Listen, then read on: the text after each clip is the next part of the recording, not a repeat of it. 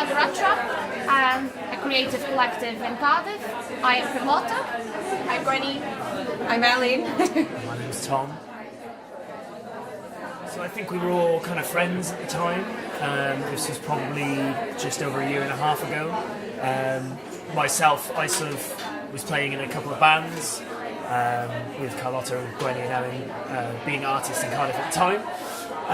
And we had just sort of felt there was a need for something to facilitate those two sides of art in Cardiff. There was very little doing that at that time, especially from my experience with live music in Cardiff. It just felt like there was no real effort being put in, and I'm sure that was the same for the artistic side of events in Cardiff, and so we thought we'd just band together and try and put some stuff on and try and make some things happen.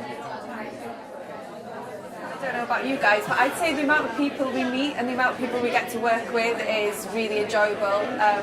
As every event we do and every sort of new project that we sort of embark on, we get to make connections with these people who are really talented, who are doing really amazing things, and for that actually inspires us then to go on and do the next thing, I think.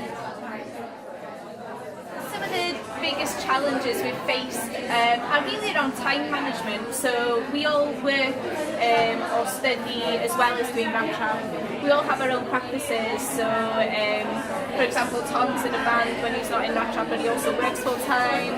Carlotta's studying for a master's, and so is Ellen, and they both have their own creative practices as well as the Rat Trap practice. Myself, I work full time, I've got a practice, and it's just finding the time.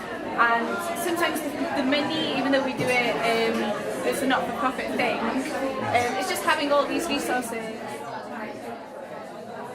The advice I would give to anyone trying to set up anything like Rat Trap is just do it. More than anything, it's just do it. Don't be scared of doing it. You're going to fail. You're going to succeed.